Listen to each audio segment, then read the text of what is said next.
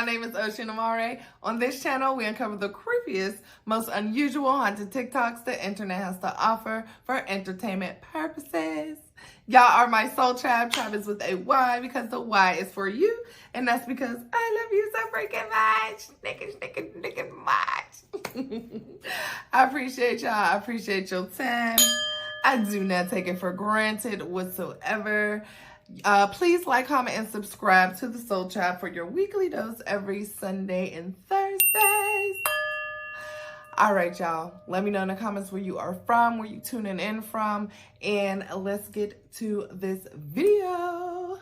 All right, y'all, story time. So this is about the time that I managed a metaphysical supply store, a spiritual store, a witchcraft store. It was a regular day. I'm in the back office doing manager shit. I have one of my employees in the front of the store, greeting customers. A customer comes into the store and informs my employee that they wish to leave a blessing on the store. Without my knowledge, my employee agrees to let this person do this. Oh, no. So this man walks to the back corner of the store and crouches down really low and starts doing whatever the fuck he's doing, putting a blessing on the store. Again, I had no knowledge of this. I just thought the guy was shopping. We see all types of weird shit, so I didn't question it. The guy leaves. About 10 minutes later, my head starts pounding. Pounding. I start to feel lethargic, sleepy, like my vision was a little blurry. So I get up. I'm like, let me walk this shit off, figure out what the fuck is going on. Why do I feel like this? As I'm walking out into the hallway, my employee meets me. That's when she tells me she also has a headache. We got headaches at the exact same time. She also mentioned feeling drained and lethargic. That's when she told me what happened. Immediately no. I almost had a conniption because why would you allow this? Right. Regardless, we make the connection and we immediately go into witch mode. We sound cleanse. I began smoke cleansing. I walked to the area where he left his blessing to cleanse it. And out of the corner of my eye, I see a shadowy figure, a dark shadowy figure, like a shadow person, if you will. But this figure appears to be running out of the room that I'm cleansing. So I'm like, okay, this shit is working. I'm a little spooked, but not really. It's not my first time seeing shit. Of course, the front door was open because what's the point of you smoke cleansing if there's nowhere for these spirits to go? Right. They twerking all in your space, feet up on the table, and you think you're doing something. But that's neither here nor there. We both felt better after we were done cleansing the store. Burned our incense. Needless to say, we didn't allow anyone else to come into the store to bless the store. Hell no. I wrapped up in a TikTok spiritual cult back in 2020. So basically, I stopped being Christian back in 2020, and I have been Christian my entire life. Normally, when you're moving out of one religion, that's when it's easiest for you to get wrapped up into cults because your entire worldview is just completely shattered. So I had TikTok back in 2020 like everybody else. And I was getting those videos saying that, oh, the world's going to end on December 21st. And while that was a joke on Twitter, baby, I was at the root of it. I had found the guy who made up that rumor, and he was saying that, like, you eat less to make your soul bigger. Crazy, I know. He was saying how all white people would. It's crazy, but I was eating it up. If you know who Spiritual Soul is, he was also on this. He was saying that everything was going to end and that all black people were going to get superpowers. And while it was a joke on Twitter, they were dead serious. And they had made a sort of internet cult because everybody in the comments, if you disagree with it, they were like, you're a bot, you're a bot, you're a bot. Even LOGiCAL got mixed up in it. And because they were telling me to stop eating and all of this, I literally became vegan and I lost so much weight in the most unhealthy way.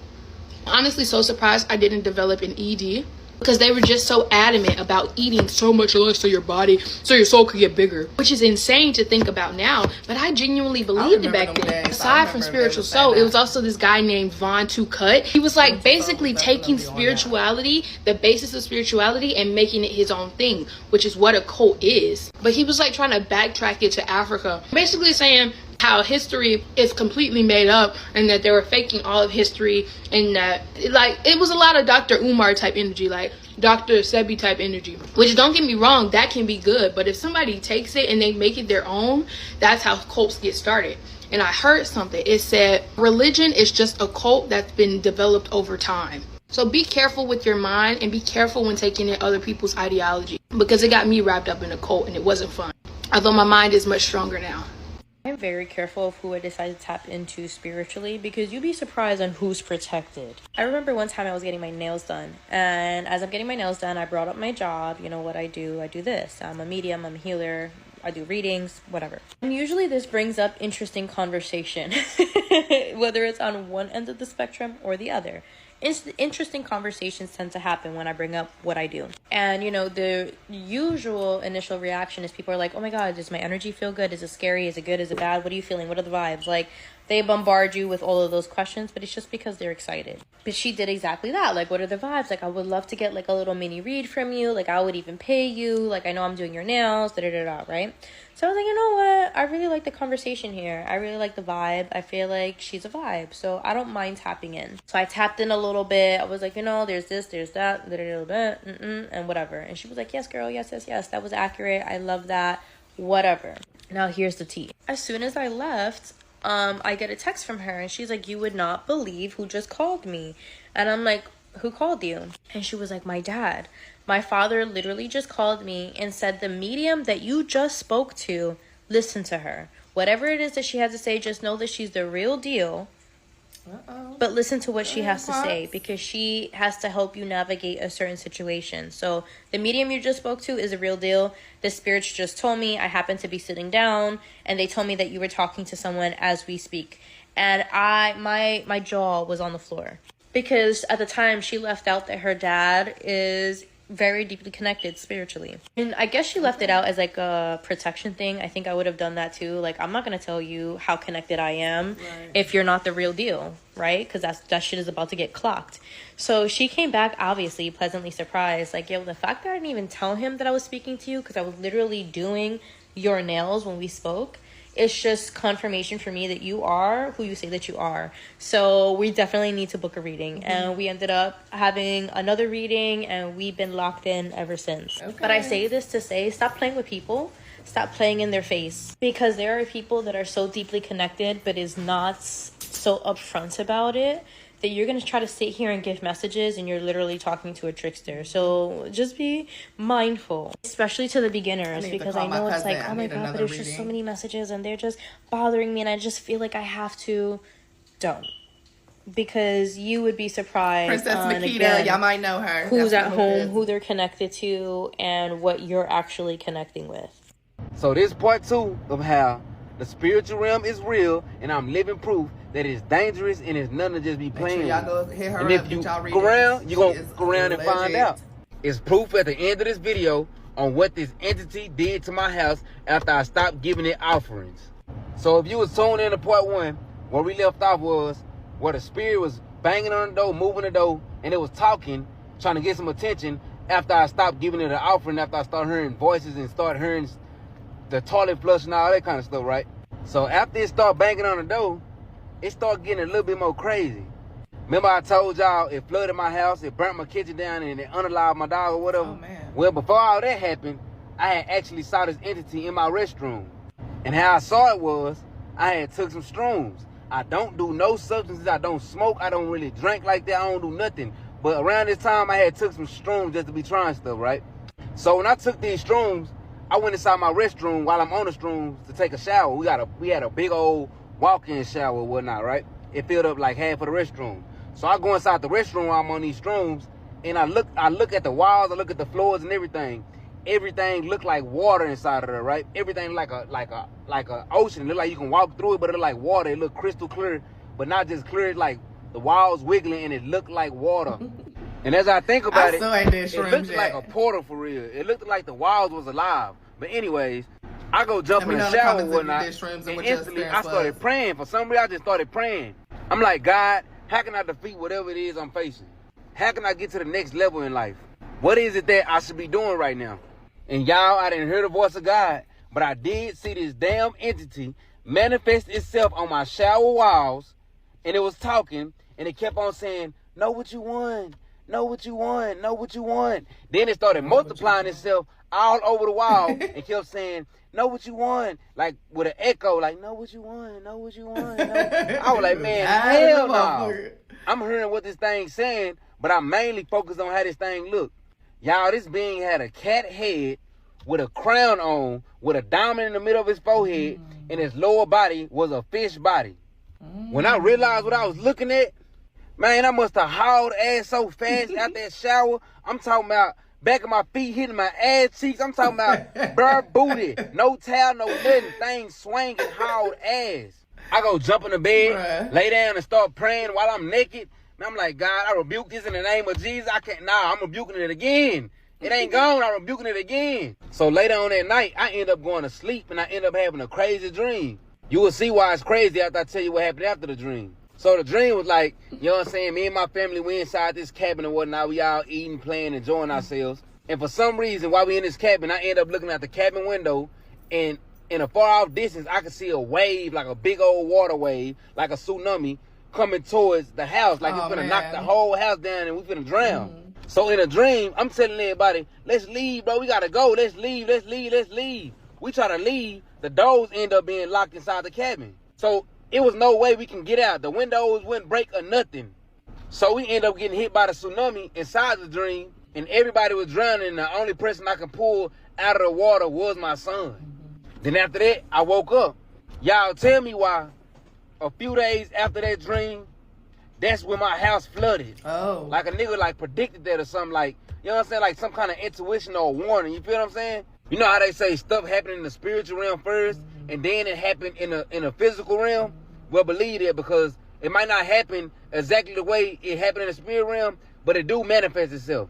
And this is how my house was looking while it was flooding. This is what this being did to the house, you know what I'm saying, for me rebuking it and not giving it no offerings and stuff like that.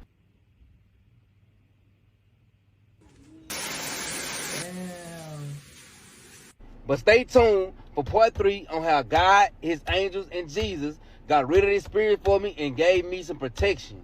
Story time of what made me believe in spiritual gifts. I did a video about this a long time ago, but I never went into detail with y'all. So it was my junior year of college. And at this time, I was starting to come to Christ, but I still wasn't there yet. But I was trying. I was taking my little baby steps towards God. I started going to church again. But this day changed everything. So I had just started going to church again because in college, I did not have a church home. But once I started trying to take some baby steps towards God, I had a friend who started picking me up for church every Sunday. And at this point, I had been going to church consistently for like a month. And that was really good for me at that point in time. So on this particular Sunday, he picks me up just like usual. And he's telling me like, hey, I got some stuff weighing me down. Just vent it to me and we're talking. And I remember literally feeling the weight of his spirit. Like something was so heavy. So I grabbed his hand and I started praying for him. And y'all, at that point, I would never pray out loud back then. Absolutely hated it. If somebody asked me to, I wouldn't do it. So I'm sitting there praying for him in my head. And we were on the road when this happened. So I had his right hand, his left hand had the wheel. So I'm praying in my head, but it's like the more I was praying for him, the heavier my spirit started to feel. And at this point, I was like a super baby Christian. So I couldn't describe like what was going on. I didn't understand. So I'm still praying in my head. I got my head down, eyes closed. But then I started uttering. I was like, Holy Spirit, please speak to me. Please speak through me. Said it real quiet. It's like I was moving my lips, but like you could kind of hear it, but it wasn't a whisper, but you know what I mean. But anyways, I said, Holy Spirit, please speak to me. Please speak through me. At that moment, y'all, I started speaking in tongues and crying immediately after I said that sentence.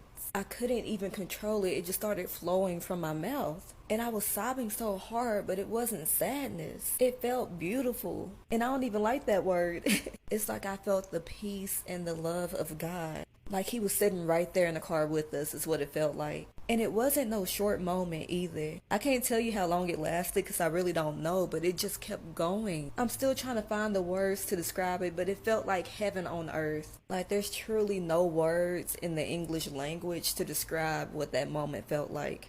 To describe what it's like to speak in tongues. And after it was over, I cried all the way till we got to the church parking lot. And I remember just telling my friend, I was like, God loves you so much. He wants you to know this. He loves you. I couldn't stop saying it. And I know my friend was in shock too because he knows I had never spoken in tongues before. And I knew the Bible spoke about spiritual gifts back then, but I didn't understand them. I wasn't quite sure if I had believed in it, especially when it comes to speaking in tongues. I knew growing up I would see my grandma doing it, and she was the only person in my family I ever saw do it. And if y'all been following me for a while, y'all know how I feel about my grandmother. Rest her soul. Like y'all know that was my mother. So it's not that I thought she was faking it. It just, I couldn't comprehend it. It wasn't clicking up here. But here's what makes it even crazier. The date when it happened was August 29th of that year. And exactly a week before that, I was on a Bible study Zoom and this boy had prophesied over me. But I had dozed off on the call when he did it. So it said I was still in the chat, but I had my camera off and I was gone. I was asleep. Keep in mind, I was a baby Christian. Don't judge me. So the guy who had prophesied over me was trying to call my name, but he saw I wasn't responding. But my name was on the screen. And ironically, the same friend I was with, who I was praying for when I spoke in tongues, is the one who screen recorded the other guy prophesying over me so that I could hear what he said. He had said that I would get spiritual elevation before August 31st. I spoke in tongues on August 29th.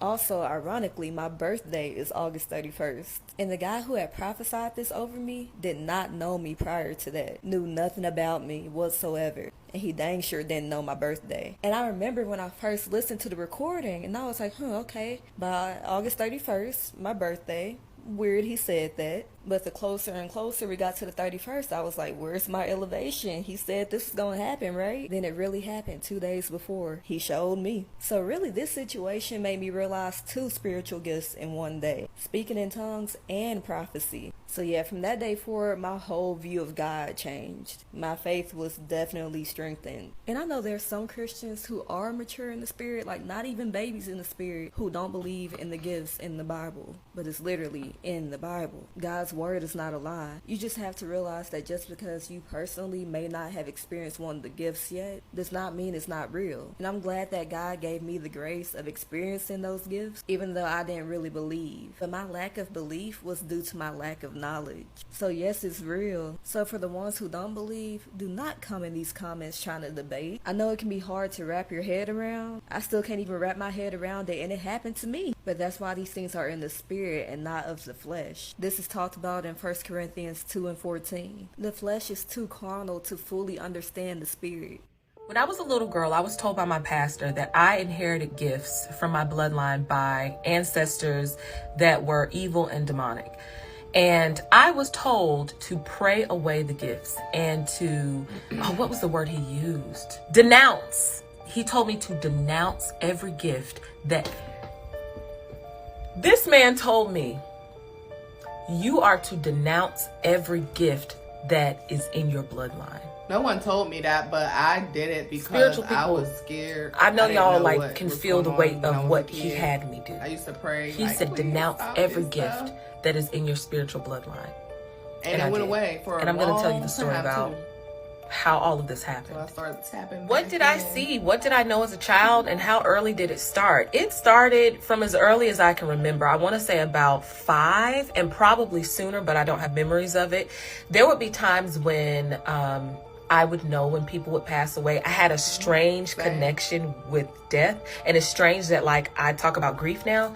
I would know when people would pass away. And also people in my family, when they would pass away, like uncles or, cousins and stuff like that, they would come, we would kind of meet in this white room the night before they would pass. It's almost like we would meet in this white room and we would discuss things, and then they would pass away and they would go on. And I know with my great uncle, he came to me the night before he passed away, and we met in that same white room. He had a white suit on. He looked so heavenly and angelic.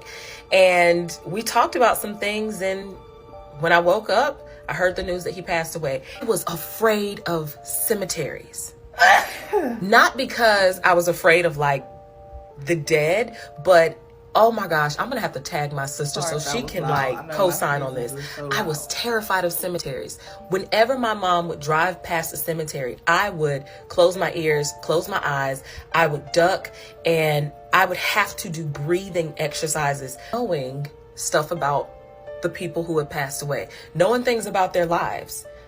Another thing that happened, and this one is very sensitive, and I'll just give a trigger warning for this one. There was a time when my mom, we were in the car driving past this wooded area, and I just kept telling her, there's a girl over there. There's a girl over there.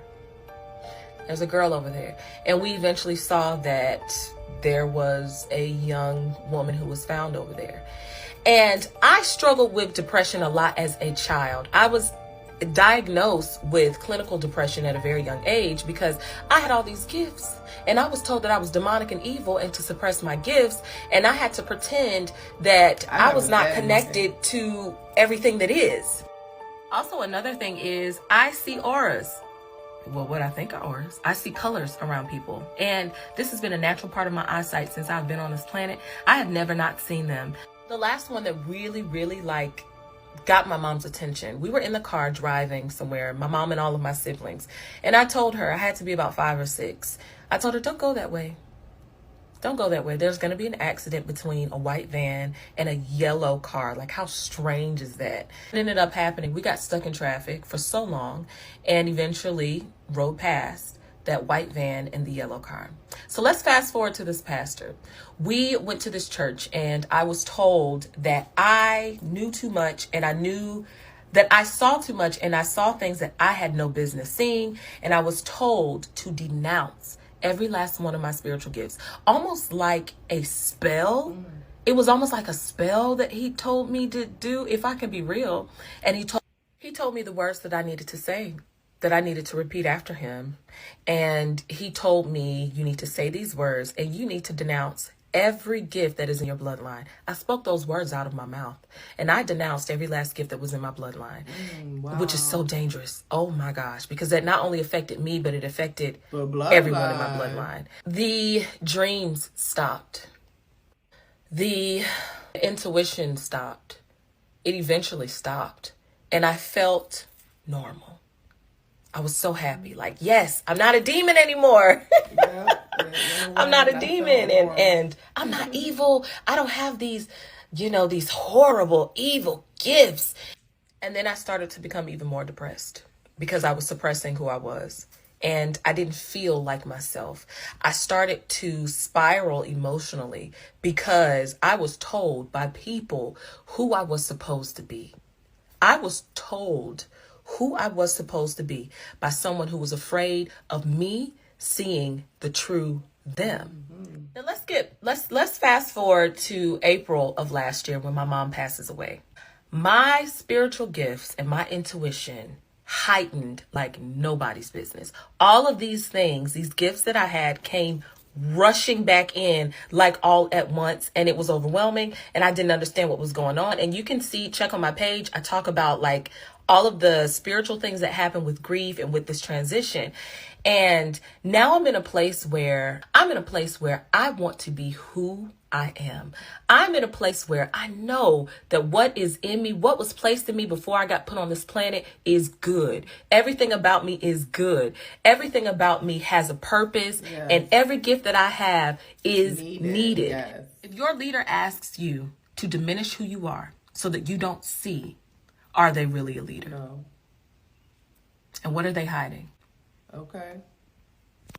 So I have accepted that I have gifts and it's okay. And I'm not evil or demonic for she don't knowing. Look old enough to have gray hair. Story time of how I went to New Orleans and experienced the weirdest paranormal activity.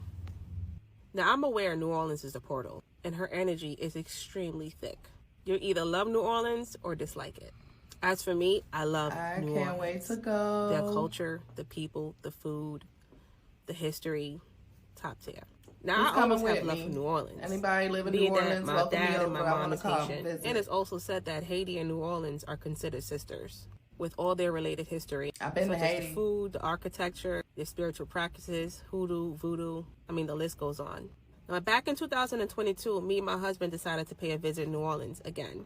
Now, mind you, we've been to all the tourist sites, the French Quarter, the Garden District, the Lafayette Cemetery, Bourbon Street. I mean, the list goes on. Now, mind you, I haven't experienced too many paranormal or ghost activities as much because I had a spiritual protection around me. But however, on this particular day, while walking on Jackson Square, I had my first encounter. And that was in the St. Louis Cathedral. Yes, the church. So on that particular morning, me and my husband, we were strolling. We decided to say, hey, why not just pay a visit to inside the church? And I heard they had like a gift shop in there, etc. So I decided to take a walk inside. Now, before heading inside, my husband got a phone call and he just told me he'll meet me inside when he's done. Now, as soon as I stepped a foot in that church, tell me why I was immediately stopped. Not by a person, but by multiple heavy, I don't know if it was spirits or whatever it was, but it was a heavy ass energy in there. Mind you, I was able to move with my eyes. Like, I looked towards my right, I seen a statue, I seen saints and candles lit. and I looked towards my left, and I saw the gift shop there. Now, every second felt more dense. I got that jacket that she has heavy. on. And I was like, okay, what's going on here? Now, I'm a type of person like to feel the energy out and to basically dissect it and see what's going on. Is this energy good or bad? And being that I'm an intuitive person, I could feel, hear, smell, and understand energy quite well. And I was also able to detect that the energy that I was feeling was good and bad. The good side is that was my spiritual team with me. On the negative side, that was the energy that was stuck in that church. I don't know what happened in that church back in the 1800s, 1900s, but something is lingering in there. It was lots of spirits lingering in there. Because as soon as I walked in there, it just felt like all eyes was on me. And not in a good way. It was like, oh shit, she could see me. And everybody, it's like for some reason, everybody was walking around normal. They were shopping. They was going into church. They was going further in the church. I couldn't even step a foot inside the church. I couldn't go further. I couldn't get out of the lobby. My feet was not moving at all. I decided to go shift my way in towards the gift shop and trying to move myself, whatever, because it just got more heavier and heavier. I'm trying to make my way out the front door, but I don't know. For some reason, I made my way towards the gift shop. And it was also a part of me wanting to get souvenirs at the beginning. So I think that's another reason why my mind was just shifting my way towards the gift shop. Now, as I'm in there for only a few seconds. My husband walks in and he's looking around for me. I'm trying to wave to him to say, hey, I'm right here. But before he even got a chance to see me, he stopped at that front door. He made this face like... Did the same thing. And then he turned around and walked out. Ooh. That right there was intentional. Okay, yeah. He's feeling what I'm feeling. Now, as I'm in the gift shop, I'm looking around. I see the rosaries and a whole bunch of pictures of the saints and stuff like that. So again, one side of me was like, okay, I felt my spiritual team around me. My ancestors, my guides, my guardian angels. I already know I felt their presence around me. And they were shielding me. The reason why I'm laughing because I know for a fact they're telling me to get the fuck out of there. Like, what are you doing in this gift shop, child? Get the fuck out. So they asked to swoop my ass out of there. Literally, I felt like I was floating. Like my feet was just floating out of there. Like I was out. Soon as I head out that door, my head felt like a pop. Like I felt like a pop of like you know how you're on a flight and then your ear starts to pop? I felt that type of like pop. That's how dense the fucking energy was in that church. Now I see my husband sitting on the bench and I walked next to him and I couldn't even fucking move. I couldn't even talk. Just in that picture. So he's looking at me like, yo, babe, what happened? And I'm like, yo, give me a second. I'm saying Psalm 23 over and over and over in my head. I'm trying to ground myself and everything because I'm trying to figure out what's going on here or what the fuck I just experienced or happened. So I finally caught my breath and I finally felt grounded after saying my Psalms because when you encounter something like that, the fastest thing you want to do is ground yourself. So I turned to my husband. I was like, yo, babe, as I walked in there, I don't know what I was experiencing. I felt something extremely dense and crazy. I felt like it was a whole bunch of spirits floating in the air all around me. I don't know what the fuck it was. And he looks at me and was like, yo, babe, I felt the same thing. I walked in there. I felt like an energy trying to swoop me up and I got the fuck out of there. So I turned around and looked at him like, why didn't you come inside and get me? And he was like, oh, I thought you were further in the church. And I was not trying to go further in there because the energy felt like it was getting heavier and heavier. So I was like, okay, me and you experiencing the same thing and everybody else walking in that shop and the shop and inside the church and taking pictures, walking around like it's nothing. And he was like, I don't know what's going on. He said, out of all the places that we experienced, I would never thought I would experience something like that in the church. And we both agreed to that. But as I walked out and I felt like myself again, I called my mom, you know, being that she's Haitian. And, you know, I'm trying to ask her what's the meaning behind that. And she said it could be a lot of things. She said what I experienced personally, it was a fact true. Like it was a lot of spirits there, like lingering spirits. And it was also my spirit team. And it's a good thing that I got out. And she said also when you entering places like that, especially late 1800s, late 19, very historical places, it's always good to leave offerings as well, just to pay the respect to the spirits that's there. But it's a whole nother story with that. But anyway, that was my paranormal scary ghost, whatever experience that I experienced in New Orleans. But anyway, I never heard anyone experience something like that in the cathedral church before. So let me know if you experienced something like that before in New Orleans. Hey y'all. I can't wait to go to New Orleans. I never talked about this publicly, ever on any Let me know if you live there. I'm coming over. And for the ones that do know me, of me, knows like I don't tell my business. I don't put my business out there. I'm just not one of those people. But I've decided to share this with y'all on how my mom passed away from witchcraft. So she passed away right beside me back in 2012. She was 43 years old. And the person that put the witchcraft work on her was her sister. Oh, man. My aunt. We're going to call that Aunt Wanda. Okay? My mom and Aunt Wanda was favorite sisters, right? They actually got a house in the same neighborhood. We all lived in the same neighborhood because they were so close, and we would go to Aunt Wanda's house just about every day. So throughout my childhood, I've always like seen spirits, forms, shadows, figures, heard things. But I'm a kid, so I don't know what the hell is going on. I don't know what's going on, right? Fast forward, my mom was dating this guy, and he was our stepdad for years. Great man. He was our stepdad for years. I remember one time, y'all, we in the house, and he ended up waking up, and he was very disturbed when he woke up. So my mama had her bed. It was her bed, the mirror. You know how you had the mirror closet? It was the mirror closet and then the door. So he was like, when he woke up, he saw a shadow figure standing over my mom. Same house, right? I'm at the computer. I'm like 5th grade. I'm at the computer. I look down the hallway. If you look to my right, it's me and my sister's room. We had shared a room. Me and my sister's room. I saw a figure walk across the door. Y'all remember y'all parents or grandparents? Remember those big behind pictures that used to make like bird chirps and rainfall noises, and it lit up like the waterfall lit up? It was glass. A lot of people not gonna believe me. My mom had that on her wall.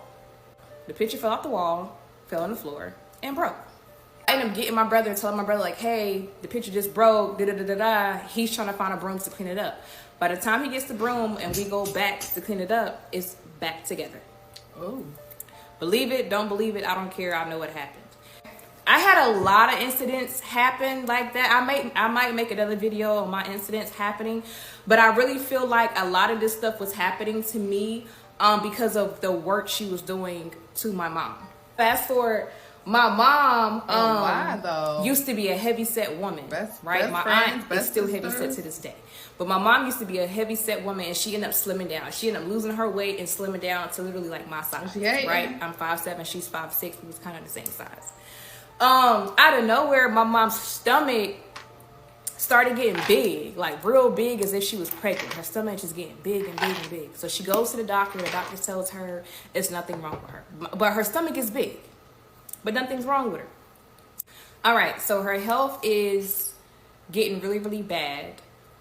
She ended up going to another doctor, and they told her that she has high blood pressure, kidney failure, liver disease, and issues with her heart. God damn. All of these things. Mom, she just went from perfectly healthy to all of these things going on. Right? Okay. So one day we're at my grandma's house, and it has to be a holiday because that's the only time like all the family would get together at my grandma's house, and I'm 12. So we at my grandma's house, and by this time my mom's on a walker. Wow. So she's like looking really depressed, sitting in the chair. She's looking really, really depressed. So I have another aunt that's a pastor. We're gonna call that Aunt Pam. So Pam was finna move back to where she was from, which was a different state, but she said God told her it wasn't time for her to move yet. She ended up taking my mom to a psychic. You know, back then, a lot of people ain't believe in psychics. Yeah, pastor taking somebody to a psychic. But she took my mom to go see one. That's crazy. The lady described Aunt Wanda, I was going to say her real name, Aunt Wanda and her daughter as the one that put the work on my mom. They put it in my mom's food. Because remember, we went over there every day just about. They put something in my mom's food, and she ate it. And that's how all of this stuff started happening to her body. Wow. The psychic gave my mom this jar. It looks like swamp water. Like it was all different stuff mixed up into this jar or whatever, right? Every time my mom drank it, she would throw up. The psychic told my mom she has snakes in her stomach. Wow, That's why her stomach I knew was it. I growing was as going to rapidly say worms as it or was snakes. growing. So she's throwing up every time she's drinking this stuff. That's all. Any house we lived in, y'all, I saw stuff, heard stuff, felt stuff. Hot. Any house, it didn't matter where we moved to. Didn't matter. And in all the houses, my mom couldn't sleep. She couldn't sleep for nothing. Like, we literally would have to rub her to sleep, like rub her back to sleep, because she couldn't find comfort to sleep at all. So she ended up telling Aunt Pam, like, she couldn't sleep in the house. Before that, so one day, y'all, me and my sister was sitting in the living room. My mom was in her room. So it was my mom's room, the living room, all of our rooms. My brother friend came over. He's like, I'm just going to wait for, your brother until he gets home in the room. I was like, all right, cool. Me and my sister watching TV in the living room. So he goes in my brother's room, y'all, and he comes out. You are not welcome. He doesn't say nothing. He just sits down on the couch with like a deer in headlights. Look. So I'm like, what's wrong with you? And he was like, man, like, it's something in your brother's closet looking at me. Like I said, it was a lot of stuff that happened in every house. I'm not even telling y'all half of what happened. I'll probably put that in another video. So fast forward, like I said, my mom is telling Aunt Pam, she can't sleep in the house. Aunt Pam comes over with like her pastor friends and stuff. They end up spraying all of this stuff around. They sprayed it inside our house. They sprayed it outside our house. They took this salt and they put it in my mom's bedroom door. So they didn't put it at the entrance door when you first enter the house. They put it at the bedroom door. Days go by. Aunt Wanda comes over because my mom and Aunt Wanda locked in as sisters. Aunt Wanda comes over. Do y'all know Aunt Wanda talked to my mom from the bedroom door? I'm in the room with my mom, sitting on the bed with her. She talked to my mom from the bedroom door. The lady never crossed over the threshold of where the salt was at. Never did. It was so weird. And imagine seeing that as a kid. Right. Okay, so fast forward, we ended up going to church. Because, like I said, my aunt's a pastor. But this particular day, she's not preaching. It's another woman preaching. But Aunt Pam invited Aunt Wanda. So Aunt Wanda came as well. You know how, like, at church, the pastor will pick on whoever they're drawn to and ask them to come forward? So the pastor told Aunt Wanda to come forward. She went down there, y'all. I don't know what the pastor said to her. Aunt Wanda started throwing up green stuff. Whoa. Like, I'm visualizing it as I'm telling y'all. She's throwing up green stuff, right? That was her first and last time ever coming back to our church.